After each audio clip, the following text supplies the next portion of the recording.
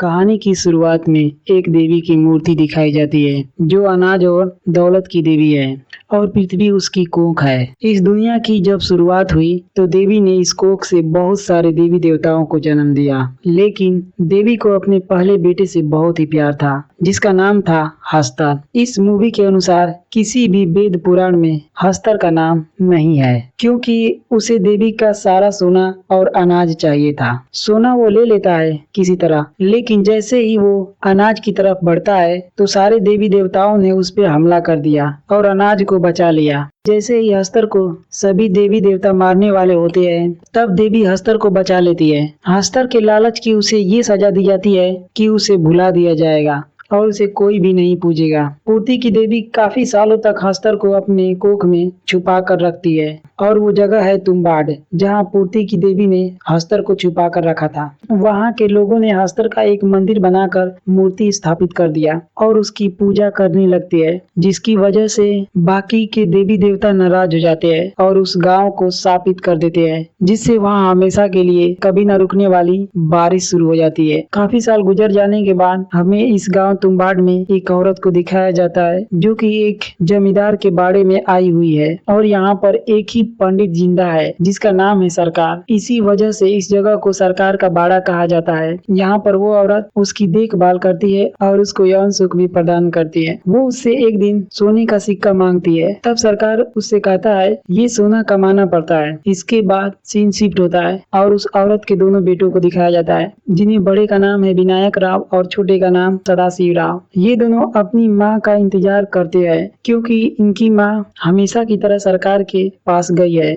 लेकिन आज उसे आने में देरी हो गई है। ये दोनों बात कर रहे होते हैं कि दादी को खाना कौन खिलाएगा। एक्चुअली इनके घर में एक बूढ़ी औरत है जिसको ये सब दादी कहते हैं। वो सरकार की वंशज है। वो देखने में डरावनी लगती है, उसकी पूरी बॉडी खराब हो गई है। अब ये कैसे हुआ है ये आगे हम आप सभी को बताएंगे। ये दोनों दरवाजा खोलकर अंदर आ जाते हैं और खाना बनाते हैं। बड़ा भाई छोटे भाई से दादी को खाना खिलाने के लिए कहता है। वो जैसे ही दरवाजा के पास जाता है तभी उसकी माँ आ जाती है। वो थाली छीन लेती है और उसे डांटती है, बड़े को भी एक थप्पड़ लगाती है। वो दोबारा से खाना बनाती है और उस बूढ़ी औरत को खिलाने चली जाती है। अगले सीन में विनायक अपनी माँ से पूछता है सोने का सिक्का मिला क्या। उसकी माँ कहती है सोना कमाना पड़ता है, ऐसे ही नहीं मिलता है। अगले दिन हमें दिखाया जाता है सरकार की मौत हो गई है। लोग उसका अंतिम संस्कार करते हैं। इसके बाद ये औरत कहती है कि अब हम यहाँ नहीं रहेंगे, इस गाँव को छोड़कर शहर चले जाएंगे। यहाँ पर हमें ये पता चलता है कि ये कहानी बहुत पुराने समय की है। सीन शिफ्ट होता है और दिखाया जाता है सदाशिव एक पेड़ की टहनी पर बैठा होता है और वो अचानक से गिर जाता है। उसके सर से बहुत सा खून बह जाता है। विनायक राव अपने भाई को गिरा हुआ देखकर अपनी माँ को बताता है। उसके बाद सदाशिव को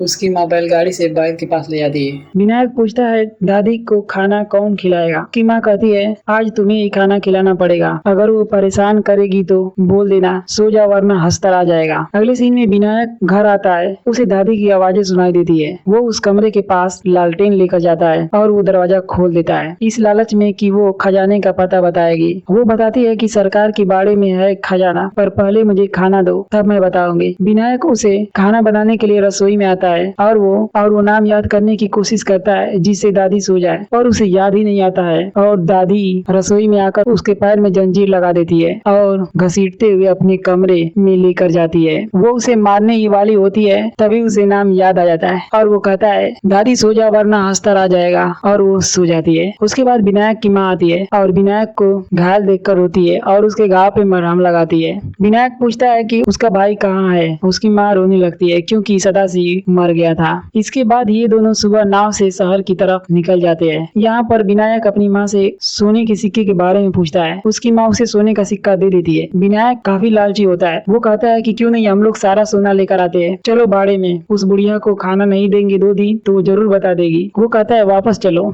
और हम लोग उस बुढ़िया से पूछते हैं कि खजाना कहाँ है। उसकी माँ उसे मारती है और कहती है तू हरामी अपने बाप की तरह ही है, लालची, दौलत कमानी पड़ती है। वो उसे कसम देती है कि वो तुम्बाड कभी नहीं आएगा और वो मान जाता है। इसके बाद 15 साल बाद का सीन दिखाया जाता है। विनायक राव फिर से तुम्बाड गाँव में आता है। वो बड़ा हो गया है। वो पुराने तुम्बाड वाले घर में जाता है। वो यहाँ अपनी दादी को देख कर चौंक जाता है क्योंकि अब उसकी दादी एक पेड़ में बदल गई होती है। उस पेड़ की शाखा पूरे घर में फैली होती है। हैरानी की बात ये थी कि उसकी दादी का सर और दिल अब भी बचा था। दिल अब भी धड़क रहा होता है। इसका मतलब उसकी दादी अभी भी जिंदा होती है। विनायक अपनी दादी से फिर से उस खजाने के बारे में पूछता है और वो कहता है कि मुझे खजाने के बारे में बताएगी तो हम उस खजाने को आपस में बांट लेंगे। उसकी दादी कहती है कि मुझे कुछ नहीं चाहिए, मुझे मुक्ति चाहिए। विनायक कहता है कि खजाने के बारे में बता दो तो मैं आपको मुक्त कर दूंगा। इस पर उसकी दादी बताती है, जब मैं कुएं में उतरने में माहिर थी। और इतना कहने के बाद वो चुप हो जाती है। तब विनायक समझ जाता है कि सोना कुएं में है। वो कुएं में उतरने की प्रैक्टिस कर लेता है कई दिनों तक और फिर अपनी दादी के पास आकर पूछता है कि कैसे सोना मिलेगा। दादी उसे सारा राज बता देती है। विनायक दादी को मुक्त कर देता है क्योंकि उसने उससे वादा किया था। सीन शिफ्ट होता है और हम देखते हैं विनायक अपने शहर वाले घर आता है। वो देखता है उसकी वाइफ आटा पीसने का काम करती है। विनायक अपनी पत्नी से कहता है, अब तुम्हें काम करने की जरूरत नहीं है, मैं इतना पैसे लाऊंगा कि तुम रानी की तरह रहोगी। इसके बाद विनायक उस पंडित के पास जाता है जिससे वो कर्जा लिया होता है। वो उस पंडित को सोना का सिक्का देता है और अपना सारा कर्जा उतार देता है। कुछ दिन बाद फिर वो तुम्बाड़ गांव आता है और फिर सोने का सिक्का लेकर वहां से जाता है और उसे बेचता है और ऐसे ही वो अमीर होता जाता है। वो पंडित को सोना बेचता है और हम देखते हैं कि उसने अपना घर भी बड़ा बना लिया होता है। पंडित भी सोच में पड़ जाता है कि आखिर इतना सोना ये लाता कहाँ से है। वो विनायक से कहता है कि वो उसे अपना पार्टनर बना ले क्योंकि उसे अकेले काम नहीं करना पड़ेगा। विनायक कहता है कि पार्टनर की क्या जरूरत है, मैं सोना ला ही रहा हूँ, आप अपना काम करो, यानी कि उसे मना कर देता है। लेकिन वो पंडित बहुत ही लालची होता है और वो सोचता है कि वो भी तुम्बाड़ जाकर सोने का सिक्का ले आएगा और वो पंडित अपनी भांजी को विनायक के पास बेच देता है ताकि वो विनायक का ध्यान भटका सके और ये तुम्बाड़ जाकर खजाने के बारे में पता करे। लेकिन वो लड़की ज्यादा पैसे के लालच में विनायक को पंडित के बारे में बता देती है। उसके बाद सीन शिफ्ट होता है तुम्बाड़ गांव की तरफ। यहाँ पर पंडित को देखते हैं जो यहाँ पर आया हुआ है। विनायक भी आता है, वो पंडित को देख लेता है। वो जानबूझकर पंडित को सब कुछ दिखाता है कि वो किस समय पर क्या करता है। कुएं में उतरता है और उसमें से निकलने के बाद वो बहुत सारे सोने का सिक्का लिया होता है। वो पंडित भी ऐसा ही करता है। वो कुएं में उतरकर अंदर जाता है। कुएं के अंदर से एक रास्ता होता है और आगे एक और कुआं होता है जिसकी दीवारें रेड कलर की होती है। वो उसके अंदर चला जाता है। वहाँ पर साफ ही पता चलता है कि ये दीवारें जीवित है। वहाँ पर वो पंडित एक बॉक्स देखता है जिसे खोलने पर उसे आटे की गुड़िया मिलती है। वो जैसे ही आटे की गुड़िया लेकर देखता है तभी हंसकर उस दीवारों से निकल कर आता है और उसे आटे की गुड़िया के साथ ही दीवार के अंदर लेकर चला जाता है। उसके थोड़ी देर बाद विनायक लालटेन लेकर वहाँ आता है और वो देखता है कि पंडित की वही हालत हो गई है जो उसकी दादी का हुआ था। पंडित ने विनायक की मदद की थी पहले, इसीलिए विनायक को उस पे दया आती है। वो उसे आग लगाकर मुक्त कर देता है। यहाँ पर ये जगह स्थापित होती है। यही पूर्ति की देवी की कोख होती है जहाँ पर हस्तर को छुपा कर रखा होता है। हस्तर जिसे भी काटता है वो कभी मरता तो नहीं है लेकिन उसका पूरा बॉडी खराब हो जाता है।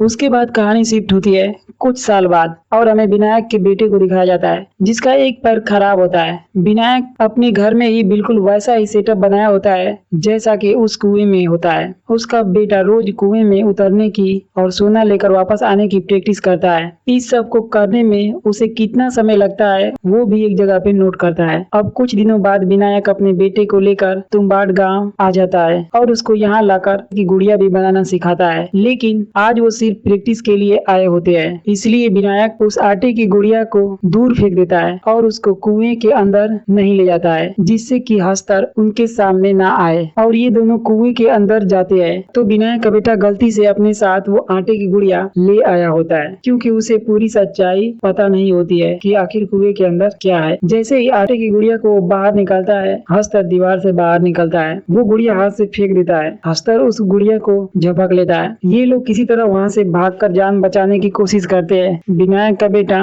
हस्तर के पीठ से सोने का सिक्का ले लेता है लेकिन उसकी जान जाते जाते बचती है। इस बात पर विनायक राव अपने बेटे को मारता है और उसे कहता है कि तुम्हारी वजह से आज जान जा सकती थी। वो लोग सोना का सिक्का लेकर के वापस घर चले आते हैं। विनायक की पत्नी अपने बेटे से पूछती है कि आखिर वहाँ क्या हुआ, पर वो कुछ भी नहीं बताता है। वो कहता है कि ये सिर्फ मेरे और पिताजी के बीच की बात है। अगले दिन में कुछ क्रांतिकारी आते हैं विनायक के पास। वो उन्हें डोनेशन देता है और उसे पता चलता है कि तंबाड़ को सरकार अपने नाम कर ली है। वहाँ पे गरीब लोगों के लिए बस्तियां बनाई जाएगी। नेक्स्ट सीन में विनायक का बेटा अपने बाप औलाफ की रखेल के पास जाता है, जिसे सोने का सिक्का देता है और मजे लूटना चाहता है और वो मान भी जाती है। अब विनायक की हालत खराब हो गई होती है। वो अपने बेटे को सोने की तिजोरी दिखाता है जिसमें बहुत सारे सोने का सिक्का होता है। उसका बेटा कहता है कि ये तो पूरी जिंदगी भर चलेगा। विनायक रोता है और रोते रोते सो जाता है। सुबह उसकी रखेल बता देती है कि उसके बेटे ने सोने के सिक्का देकर उसके साथ सोया था। तब विनायक गुस्से से उसे मारने लगता है। इसी बीच उसका बेटा उससे कहता है कि हम लोग बहुत सारे गुड़िया लेकर जाएंगे वहाँ पे और ढेर सारा सोने का सिक्का लेकर आएंगे, क्योंकि एक गुड़िया फेंकेंगे तो जैसे ही वो उस गुड़िया को खाएगा तो हम लोग उसकी पीठ से सोने का सिक्का ले लेंगे और फिर दूसरी गुड़िया फेंकेंगे, उसे खाएगा तो फिर उसके बाद सोने का सिक्का ले लेंगे। ऐसे ही करके हम लोग बहुत सारा सोने का सिक्का लेकर वहाँ से आ सकते हैं। ये बात विनायक भी सोचने लगता है कि शायद पहले मैंने ऐसा क्यों नहीं सोचा। उसका बेटा उससे माफी मांगता है। विनायक अपने बेटे को कोठे पर ले जाता है और उसको मजे दिलवाता है। आखिरकार वो दिन आ ही जाता है जब दोनों तुम बाहर जाते हैं और बहुत सारी गुड़िया बनाते हैं और कुएं के अंदर माता के गर्भ में चले जाते हैं। जैसे ही वो गुड़िया निकालने लगते हैं तब वहाँ पर कई सारे हस्तर आने लगते हैं, यानी कि जितनी गुड़िया वो लाए थे उससे भी कहीं ज्यादा वहाँ पे हस्तर निकल कर आते हैं। अब ये लोग फंस जाते हैं। चारों तरफ हस्तर ही होते हैं। ये लोग आटे के घेरे के अंदर होते हैं। उसके अंदर तो हस्तर नहीं आएगा, लेकिन अब ये लोग बाहर निकलेंगे तो वो इन पे हमला करेगा। अगर वो काट लेगा तो इन लोगों की हालत इनकी दादी की तरह हो जाएगी। वो लोग एक दो गुड़िया इधर उधर फेंकते हैं ताकि उसका ध्यान भटका सके और ये लोग बाहर निकल सके, पर ऐसा नहीं होता है। वो थक हार कर वहीं पर सो जाते हैं घेरे के अंदर। लालटेन भी बुझ जाती है इन लोगों की। विनायक तीली जलाता है। वो देखता है कि अब भी हस्तर उनके इर्द गिर्द है। वो अपने मन में एक आइडिया सोचता है। वो अपने पूरे बदन में सारी गुड़िया बांध लेता है। रस्सी से ऊपर जाने वाला होता है। तब उसका बेटा जाग जाता है। वो मना करता है पर वो नहीं मानता है। वो रस्सी से ऊपर जाने लगता है। सभी अस्तर उसे खाने के लिए दीवार से ऊपर जाते हैं और उसे पकड़ते हैं, पर सभी गिर गिर करके घेरे के अंदर मारे जाते हैं। विनायक का बेटा अब बाहर निकलता है कुएं से। वो देखता है कि विनायक भी अब उसकी दादी की तरह ही हो गया है, क्योंकि अस्तर ने उसे काट लिया था और उसके पास सोने का सिक्का होता है। वो उसे सोने का सिक्का देता है और उसका बेटा कुछ सोचता है और वो सोने का सिक्का नहीं लेता है। वो काफी रोता है और वो लालटेन से उसे वहीं पे जला देता है और कहता है पापा सो जा वरना हस्तर आ जाएगा, और वो सो जाता है। उसके बाद विनायक का बेटा वहाँ से घर की तरफ चला आता है और ये कहानी यहीं पे समाप्त होती है। इसीलिए कहा गया है कि लालच बुरी बला है।